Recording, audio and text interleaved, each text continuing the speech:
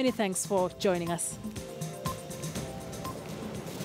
Now, the Senate Committee on ICT has invited Cabinet Secretary for ICT, Joe Mucheru, to appear before it on Monday next week without failure to explain why the government shut down 3 private television stations. Mucheru failed to appear before the committee this morning, but sent his apologies. KTN, Citizen, NTV and Inoro TVs were shut down on January the 30th for covering the swearing-in ceremony of NASA leader Raila Odinga as the people's president.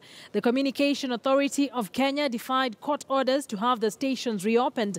The stations came back on air after 1 week of closure, and our senior parliamentary reporter, Patrick Amimo, has been following up this for us in Parliament and now joins us live with an update. Patrick, a very good afternoon to you. What were the reasons that the ICT CS gave for not showing up at the committee today? Thank you, Akisa. The CS, Joe Mucheru, was to appear before the Senate Committee this morning, but he sent his apologies. It appears he was having another meeting.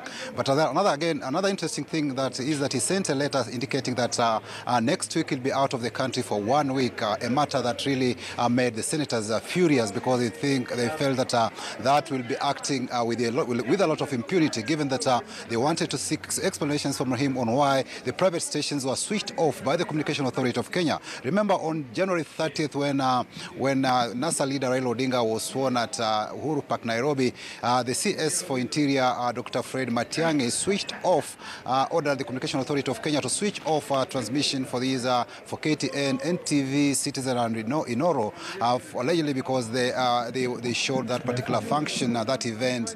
They gave at least some updates, live updates about that particular swearing-in ceremony. And a matter, Matiang'i that time claimed that these stations were colluding with the opposition to cause a massacre, something that the government did not come out to explain clearly. So those are some of the reasons senators want the government to explain, because we saw that time Matiang'i also said that they were investigating certain journalists, and we saw at least 3 journalists from NTV, that is Linus Kaikai, Larry Mado and Ken Mijungu. They were summoned to appear before the DCI to record statements with regard to the events on January 30th.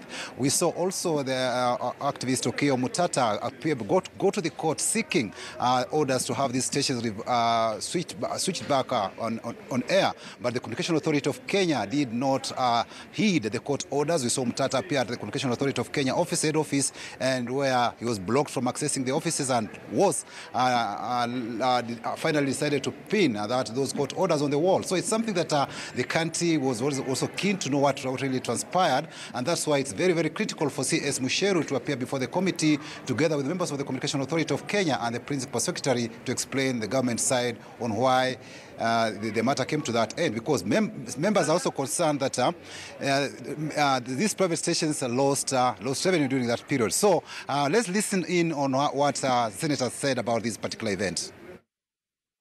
So it is Kenyans calling them to come and answer questions as to why TV stations were shut down.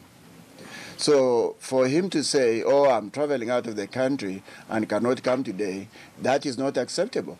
We gave him enough time to send us his, to excuse himself or to send somebody.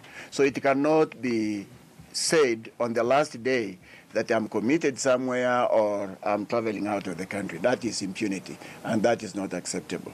So the CS stands summoned to this committee and would like him to appear as soon as possible. Thank you, Chair. Good.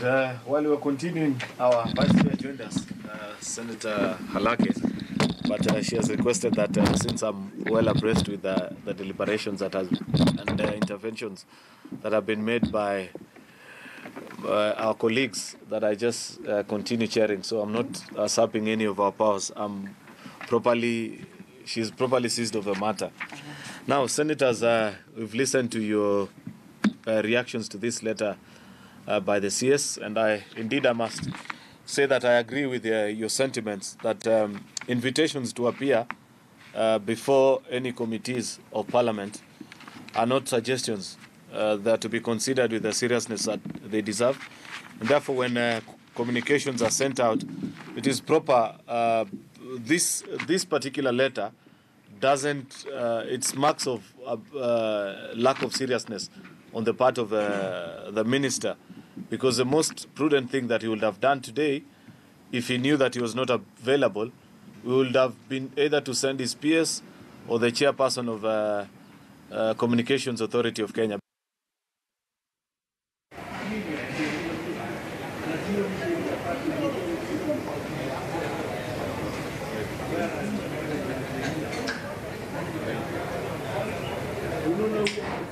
All right, that is Patrick Amimo. Just before I let you go, so now that the ICT CS has said that he will be traveling next week, what happens now since the Senate is expecting him on Monday?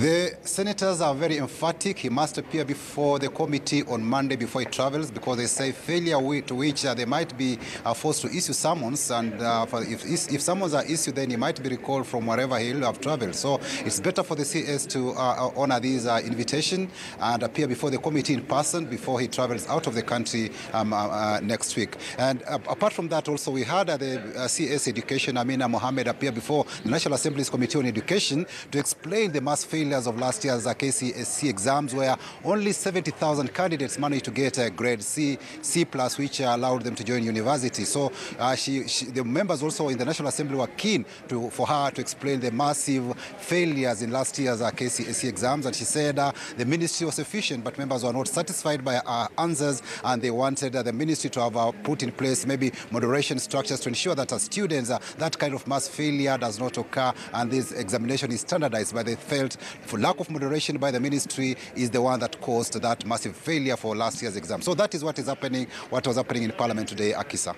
That is our senior parliamentary reporter, Patrick Amimo, with updates on what has been going on.